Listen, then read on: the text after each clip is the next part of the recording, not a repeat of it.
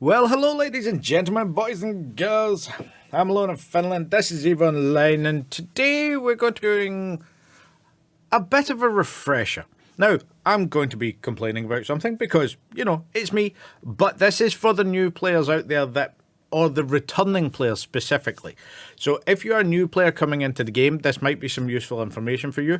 However, if you are a returning player, I want to highlight one of the biggest things because there has been quite a few comments in the past sort of 3 months that have been along the lines of, this is looking interesting. I used to play Eve back in the day, over 10 years ago or so, and I'm looking at getting back into it. That's a rough sort of culmination of all of the comments put together. Maybe it's not 10 years for some people, maybe it is longer for others, but at the end of the day, that's sort of where we're going with this.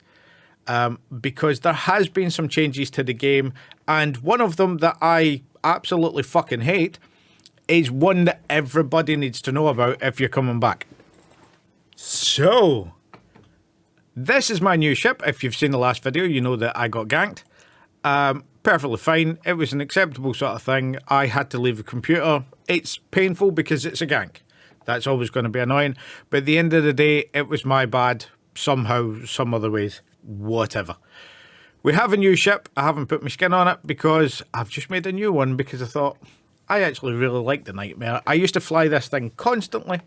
So I'm actually going to skin it because I quite like that. And I have some of the Event Horizon Black kicking around, which is just fantastic looking. So I'm now going to take this back down south, but I want to show this.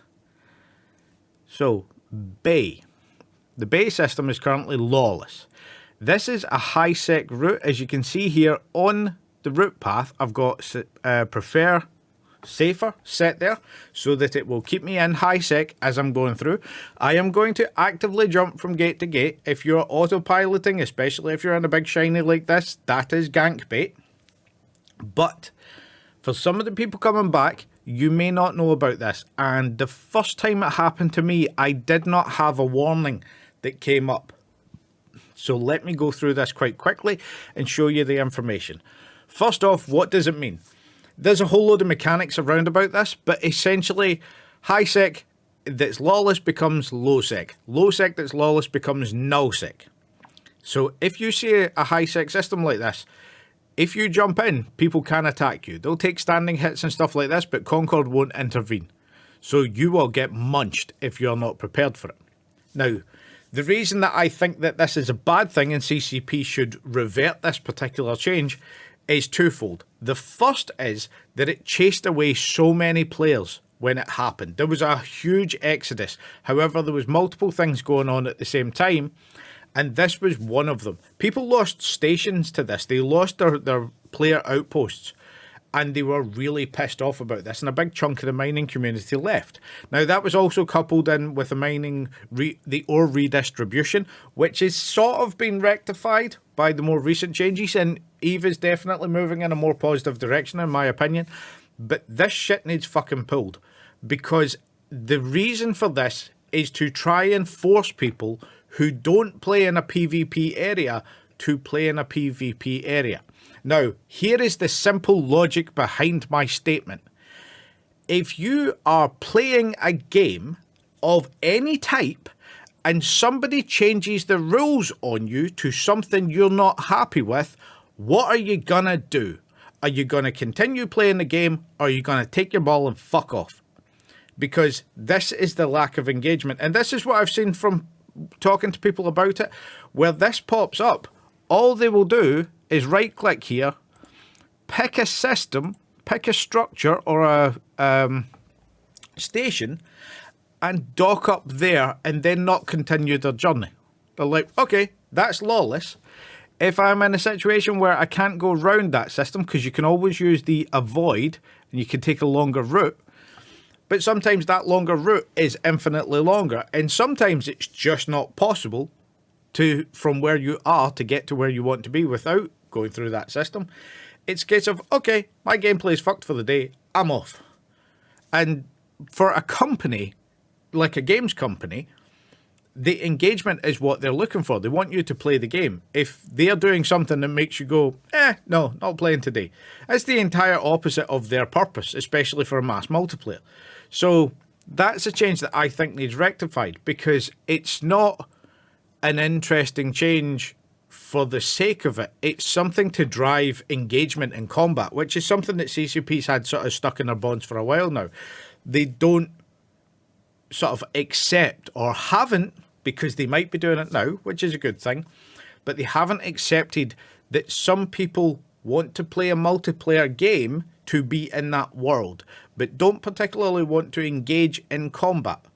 And as I've spoken about before, there are studies out there that have been on multiple MMOs. There have been studies that have looked at all sorts of different things in CCP's own statistics, which you'll find in the 2023 and 2019 summer videos to do with the whole Icelandic trek and stuff like that. FanFest, that's the word I'm looking for.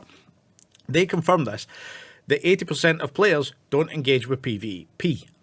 So they're PvE players. Whether that's mining, missioning, all of that other stuff, that's the main focus of the game. So if you've got a main focus where you're trying to force somebody to do this, that's not an enjoyable thing. That's something that, in my opinion, needs yoinked.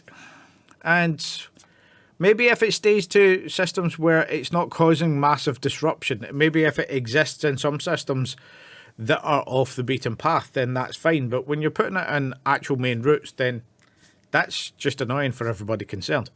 And for me, it means that going south, I am now going to stop before B, because I'm not taking a shiny this size into a PvP area when it's set up for PvE. So that's something that has actually neutered my entire gameplay today, because of, well, I don't want to lose it. That's the whole thing behind it. When I go and do PvP, which I've been trying to do a lot of recently, I take ships that are built for it, I take fittings that are built for it, and more importantly, I take things that I don't mind losing. I do mind losing this. I really was annoyed at losing it yesterday, but life happens and shit happens. But that is something to be aware of. Now, on the warnings, if you go into the escape settings, you will see here we have reset settings. Now, down here you will have all of the warnings that are in. And if you're coming back to the game, just reset a lot of them, right? So that they are all there and you can actually have a look at what pops up, because some of them are sort of covered in odd ways. So like, for instance, you've got your create contracts and things like this, but you've got Concord advisories. And there are two separate ones there that don't really describe what's going on. So just clear the lot of them. That way you'll get the warnings about security status. You will get the warnings about jumping into systems that are low. You get the warnings about Edencom and Triglavian forces, especially if you're somebody who's staying in HighSec. Maybe you don't have the best standings towards one of those factions. So in your standings, you can go into your character sheet. You can have a look at, is it interactions? Yep. And then standings, and you can see what your standings are to all of the factions there. So you should be able to go along. Now, just to highlight this a little bit more for the previous thing, what I'm talking about, where is my manage route? Let's have a look here. And the avoidance list. Why is Cheetah on there? I keep removing it and CCP keep putting it back on there. So, do not avoid this, do not avoid seaside. Why is that on there? I'm not sure. Maybe it was a route or something I was trying to do. But, I'm just going to screw with your noggin for a second, so I apologise. The zoom. The zoom is horrendous. So, this is what we are talking about. This route planning here, where it has come up with this little triangle. This little triangle is the lawless bit that you need to avoid. So, bear that in mind if you're a returning player. If you're a new player and you don't know about this, you're welcome. It caught me off guard. My original one, and I've spoken about this before, but my original one was in LowSec, and I was just bopping through LowSec and I didn't realise that one of the systems had been created, had been dropped down to null. I didn't actually know about this mechanic at all. I don't know why it hadn't popped up on settings or hadn't warnings. And maybe it's just a problem with a £300 gorilla that was using a computer at the time that had clicked off of something they shouldn't have. So bear that in mind. Read the messages that pop up, especially if you're returning, because a lot of stuff has changed. But I just warped into a bubble, and I was in low sec, and I was like, what the hell is going on here? I lost the ship. I wasn't carrying much. I don't think I was carrying anything. It was just a blockade runner. But I was just so confused. And then when I realised, I was very angry, because that was a fundamental core of the game for I don't even know how many years at a time. I'm thinking about 20. It wasn't too long ago this happened. It was sort of as I returned it back into play. But for me, it was sort of 20, call it 18 years experience in the game at that point, and all of a sudden something changes dramatically, and I'm like, what the hell? So that's why I'm putting this out there, so that if you don't know, you do know. If you are returning, you are aware of this stuff. And if you're other people, and possibly those of you that are Heathy orientated, then you people shall know as well, and shall know the way that we dislike this. And I've just realised that because I'm recording the centre screen out of 3, I'm just going to have to check what is being shown there. I'm looking at my screen now. I don't think anything's wrong. I've got Rust maps on one side. I've got random YouTube on the other. So I'm all good. I'm all good. We're all good. That's fine. But yeah, some other things that have changed. There are some modules, so check your modules when you come in. There are some modules that used to be passive, like for instance warp core stabilizers, that are no longer passive. There are different fitting requirements. If you're somebody that used to fly capitals, and we're going back over 15 years, there is a whole new class that carriers became. So carriers still exist, but you will also have skills. If you had skills for carriers before, you will have skills for logistics, capital logistics, something along those lines. I need to get one and try it out because I'm curious. I don't really fly capitals anymore, but I'm a ship collector, so this is my brain. And a lot of ship fittings have changed. Tech 3 has changed so that there is no longer 5 modules. There are 4 modules in the actual things that you put in. I've forgotten the modification name for Tech 3. But the subsystems, that's what I'm looking for. So there are now 4 subsystems instead of 5. And I think that's a sort of decent overview of things. But check everything if you're coming back, because there have been a lot of changes. And as I've said before, some people will say, well, you should read all the patch notes. If you want to return to the game, then you should sit down and spend 4 days reading all the patch notes for the past decade. And those people, I think, can do one. They absolutely can do one. That's not going to happen. But these are some of the more basic things that you should be aware of if you're returning to the game, or if you are just new to the game in general. That little shiny there sort of stands out as an abhorrent reminder that some things are not always what they seem. But with that being said, I think that's a good sort of closure point for this. Be safe. Be secure. I woke up this morning expecting a whole load of hate from yesterday's message, and I actually want to say I love you guys. I had some comments that I disagreed with, but everybody was polite, professional, and had a plan to kill everybody in the room. But all of the comments were nice. They were well put together, and although there was a lot of them, and I kind of went, whoa, Jesus. At the same time, more than happy for that. That is the discussion we need. We are not all going to agree with each other, and that is absolutely fine. The best point of it is to have this kind of talk, to have this kind of debate, especially. That's why I love the comments for these things, because I can put something out there and you can correct me. And I'm going to do a video right after this, actually, about somebody that explained something. They made me think about something, and I went and did a whole load of math, and then went, holy shit, they're right. I hate the fact that they're right, but I'm going to do a video on it because I think it's important to know. However, this is the thing that I love. This is why I love the comments, because opinions can go out there, people can correct them, people can change them, people can challenge them. And the best sort of debates that we have are when we challenge each other. And this is something that's kind of been lost in our society a little bit, at least in the popular, the political side of it. People turn up to a debate with their intention of never having their mind changed, just trying to ram their view down somebody else's throat. There are several people that I've seen. These little fuckwits that go around colleges, people in their 30s, 40s and 50s that go around colleges debating with students.